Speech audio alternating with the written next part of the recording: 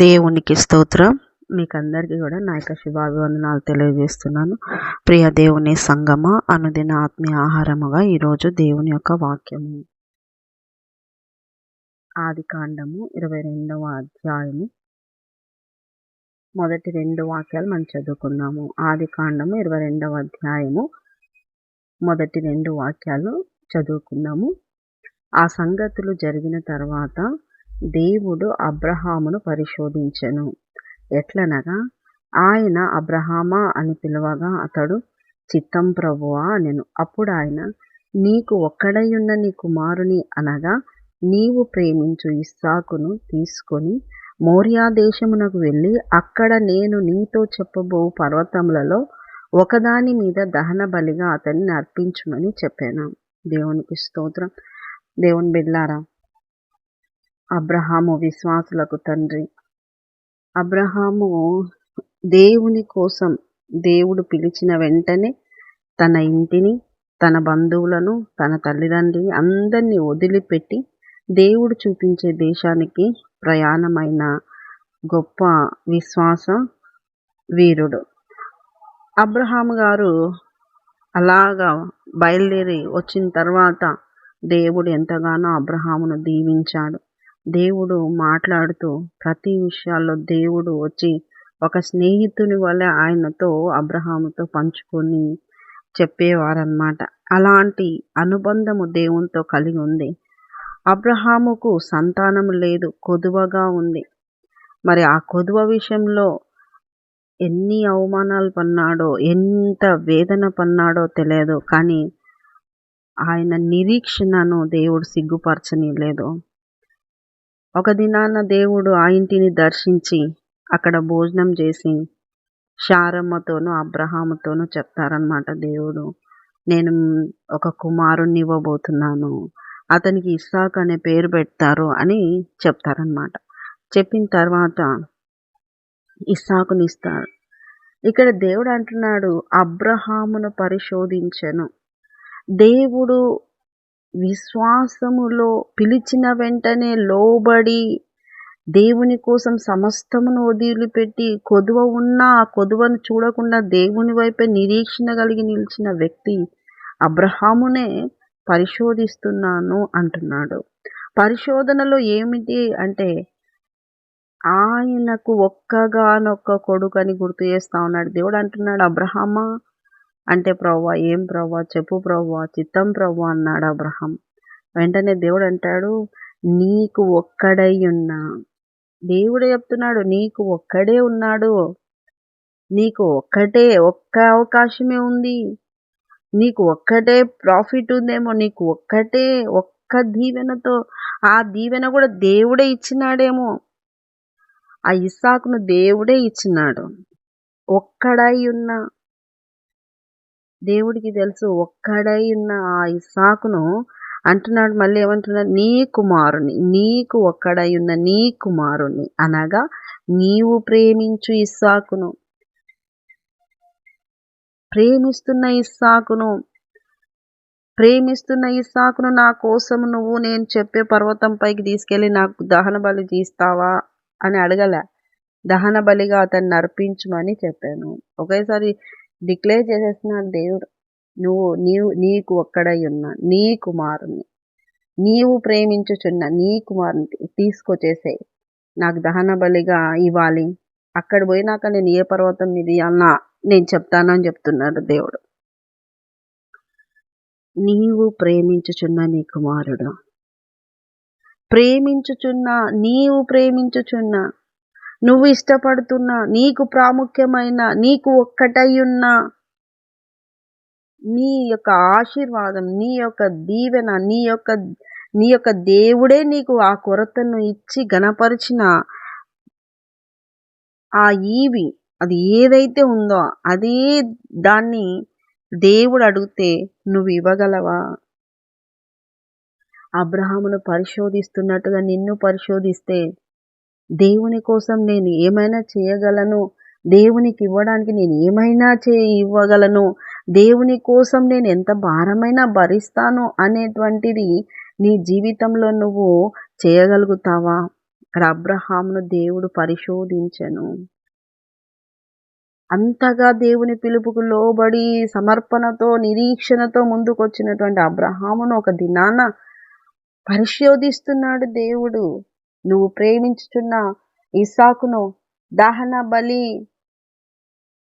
పూర్తిగా దహనం చేసి దేవునికి అర్పించడం దహన బలి అంటే. సగం సగం ఆయన దగ్గర, సగము దేవుని దగ్గర పెట్టడం కాదు. కొన్ని అర్పణలు అట్లాంటి అర్పణలు కూడా ఉన్నాయి. కానీ దేవుడు అడుగుతున్న అర్పణ ఏంటంటే, అది పూర్తిగా నాకు చెందవలసినది దహన బలే. పరిశోధిస్తున్నాడు దేవుడు అబ్రహామును. పరీక్షిస్తున్నాడు దేవుడు అబ్రహామును. ఒక్కటే ఉంది ప్రవ్వా, నేను ఇయ్యలేను అని అంటాడా? ఇచ్చేటప్పుడు కూడా దుఃఖపడతాడా? ఎందుకంటే ఎక్కువగా ప్రేమిస్తున్నాడు. అందుకే దేవుడు కూడా మెన్షన్ చేసి నీవు ప్రేమించుతున్నా అంటే దేవునికి ఈ యొక్క ఇస్సాకు పుట్టిన తర్వాత దేవునితో గడిపే సమయం తగ్గించినాడో, లేదంటే దేవుని పని చేయడం తగ్గించినాడో. చాలా మంది కూడా అంతే.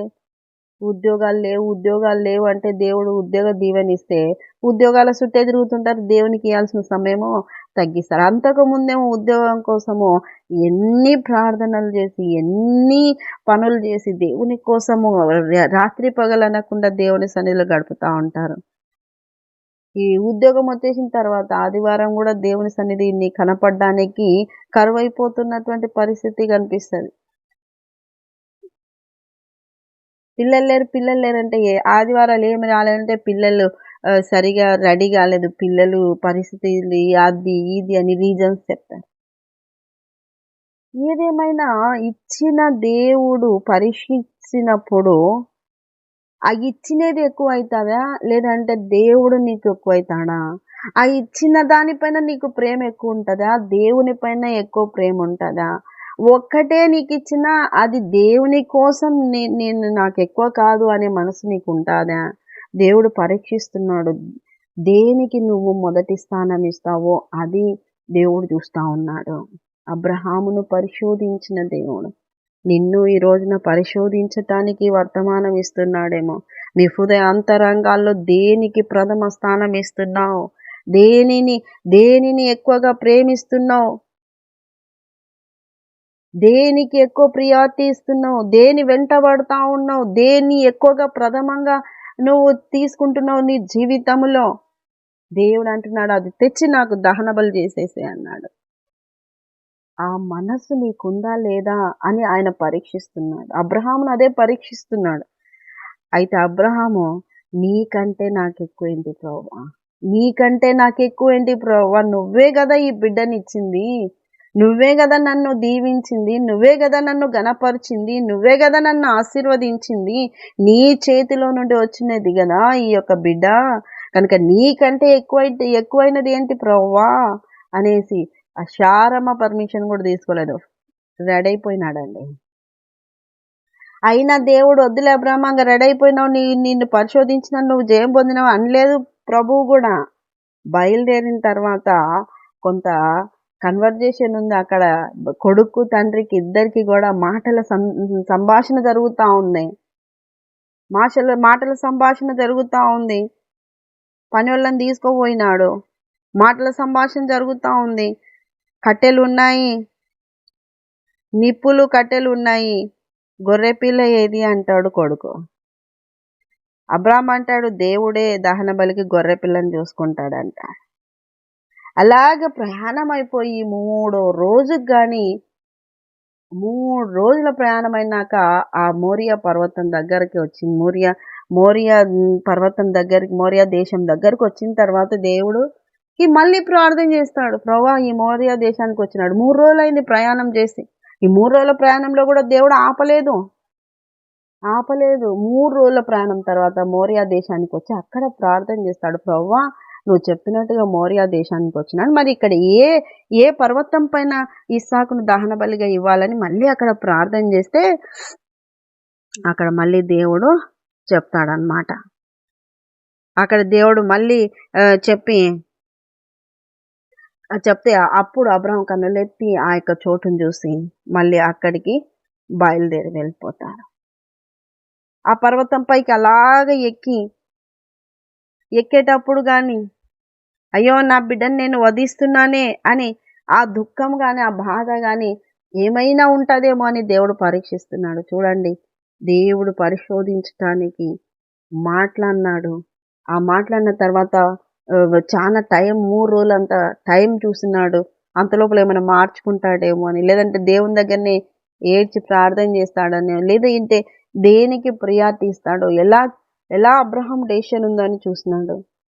ఆ తర్వాత ఆ తర్వాత ఆ యొక్క పర్వతం పైకి ఎక్కిన తర్వాత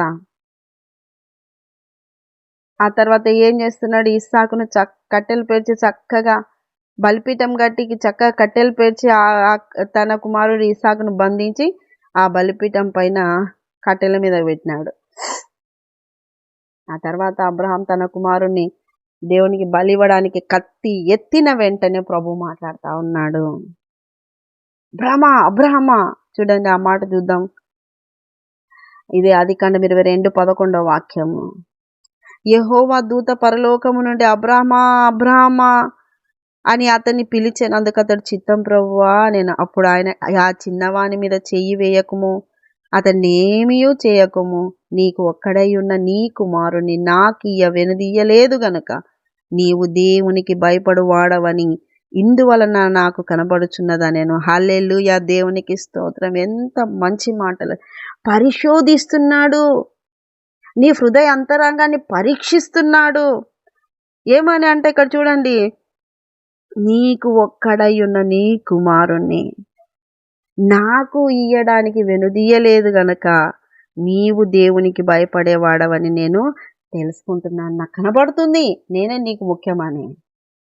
ఎంత సంతోషపడింటాడు దేవుడు, ఎంత ఆనందపడింటాడు దేవుడు, ఎంతగా అబ్రహామును నమ్ముకొనిన్నాడు దేవుడు. ఇంకా ఎంత గొప్ప బహుమానం అబ్రహాముకు సిద్ధపరిచింటాడు దేవుడు. చెప్పండి, నీకు ఒక్కడై ఉన్న నీవు ప్రేమించుచున్న నీ కుమారుని నాకు ఇయ్యడానికి వెనక తీయలేదు గనక నువ్వు నాకు భయపడేవాడవని నాకు కనపడుచున్నది అబ్రహాం అన్నాడు. వెంటనే అక్కడ ఒక పొట్టేల్ని కనపరచబడ్డాం. ఆ తర్వాత దాన్ని బలిగా ఇవ్వటము, యెహోవా ఈరే అని ఆ ప్లేస్కి పేరు పెట్టడం దేవుడే చూచుకున్నా. నీ యొక్క హృదయము దేవుని కోసమా, లేదంటే లోకం వాటి పొందుకోవడానికే దేవుణ్ణి వెంబడిస్తున్నావా అనేది దేవుడు పరీక్షిస్తున్నాడు. ఇచ్చి పరిశోధిస్తాడు, ఇవ్వకుండా పరీక్షిస్తాడు. ఇచ్చి పరిశోధించినా ఇవ్వకుండా పరిశోధించినా దేవునికి భయపడే వాళ్ళందరూ కూడా దేవుని కోసం ఏమైనా చేయగలిగినటువంటి ఆ యొక్క ప్రేమ అనుబంధం కలిగిన జీవితాలుగా జీవిస్తూ ఉంటారు. ప్రియ దేవుని బిడ్డలారా, దేవుడు అబ్రహామును పరిశోధించెను. ఆ పరిశోధనలో అబ్రహాము విజయం పొందెను. దేవుని యొద్ద నుండి గొప్పగా ఆశీర్వాదం పొందెను. దేవుని ప్రేమను పొందుకున్నాడు. దేవుని ప్రేమ. దేవునికి స్తోత్రం. ప్రియ దేవుని బిడ్డలారా, మరి మీ జీవితాల్లో ఎలా ఉంది? మీ జీవితాల్లో పరిస్థితి ఎలా ఉంది? మీరు ప్రేమించుచున్న మీకు ఒక్కటై ఉన్నదాన్ని దేవుడు అడిగే దేవుని దగ్గర మీరు పెట్టగలిగినారా? దేవుడు అడిగినా ఇస్సాకును బలిగా తీసుకోలేదు. రక్తమును కోరువాడు కాడు. ఆయనకిచ్చిన ఆయన అలాగ నరబలి కోరుకునే దేవుడు కాదు. నిన్ను పరీక్షించటానికి, నీ హృదయ అంతరంగంలో దేనికి నువ్వు ప్రాముఖ్యం ఇస్తున్నావు అది తెలుసుకోవడానికి దేవుడు ఆ యొక్క పరిశోధనను అనుమతించినాడు, పరీక్షించినాడు. అందులో అబ్రహాము, దేవా నీకే నా జీవితంలో మొదటి స్థానమయ్యా, నాకు ఈ లోకంలో ఏదైనా కానీ నీ తర్వాతనే అని నిరూపించుకున్నాడు. ఆ పరీక్షలో నువ్వు నీ జీవితంలో దేవుడు ఎటువంటి రీతిలో నిన్ను పరిశోధిస్తున్నాడో గమనించుకొని నువ్వు కూడా దేవునికి నీ జీవితంలో మొదటి స్థానము, ప్రాముఖ్యము నువ్వే ప్రభువా అని ఆ యొక్క విజయము ఆ యొక్క దేవునికి చెప్పగలిగేటువంటి ఆత్మీయ స్థితిలో ఉండాలని దేవుడు కోరుకుంటున్నాడు. కనుకని ఈ రోజున నీతో మాట్లాడుతూ ఉన్నాడు. సమయం ఇవ్వగలుగుతున్నాడు. దేవుని కంటే ఎక్కువ కాదు నాకు ఈ లోకంలో. దేవుని యొక్క పని, దేవుని యొక్క సువార్త, దేవుని యొక్క మాట, అవన్నీ నేను చెయ్యాలి, నాకు దేవుడే ముఖ్యము అనేది